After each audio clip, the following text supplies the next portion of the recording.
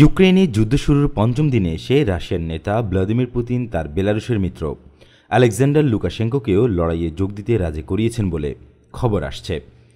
BBC লিখেছে, ইউক্রেনে হামলা চালানোর জন্য গত কয়েকদিন প্রতিবেশী বেলারুশকে স্প্রিং বোর্ড হিসেবে ব্যবহার করছিল রাশিয়া। এখন বেলারুশ নিজেই ইউক্রেনে সেনা পাঠাচ্ছে রাশিয়ার আগ্রাসন সফল করতে। নাম প্রকাশ না করে একজন মার্কিন কর্মকর্তা জানান, রাশিয়ার মিত্র বেলারুশও যোগ দিচ্ছে ইউক্রেনের যুদ্ধে। ও তার বরাত দিয়ে ওয়াশিংটন পোস্ট লিখেছে, বেলারুশ সেনা পাঠানোর প্রস্তুতি নিয়ে ফেলেছে, সোমবারই তাদের সৈন্যরা ইউক্রেনে পৌঁছাতে পারে। আর একাধিক সূত্রের বরাত দিয়ে ইউক্রেনের পত্রিকা কিয়েভ ইন্ডিপেন্ডেন্ট লিখেছে, বেলারুশ হয়তো বিমানে করে সেনা পাঠাবে।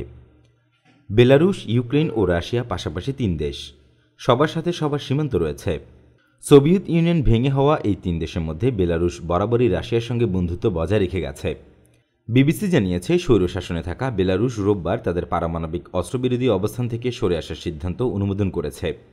এর ফলে রাশিয়া এখন চাইলেই তাদের পারমাণবিক অস্ত্র সেখানে মোতায়েন করতে পারবে। আবার এই বেলারুশের মধ্যস্থতায় ইউক্রেন ও রাশিয়ার মধ্যে শান্তি আলোচনার খবর এসেছিল রোববার। বেলারুশ সীমান্তের গোমেলে এই বৈঠক হবে বলে ইউক্রেনের স্বরাষ্ট্র প্রতিমন্ত্রী ইভগেনি ইয়েনিয়ান জানিয়েছিলেন।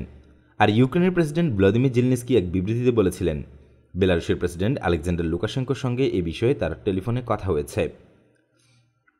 তিনি জানান, আমরা একমত হয়েছি যে ইউক্রেনের প্রতিনিধি দল বিনা শর্তে ইউক্রেন বেলারুশ সীমান্ত প্রিপায়াত নদীর কাছে রাশিয়ার প্রতিনিধি দলের সঙ্গে বৈঠকে বসবে।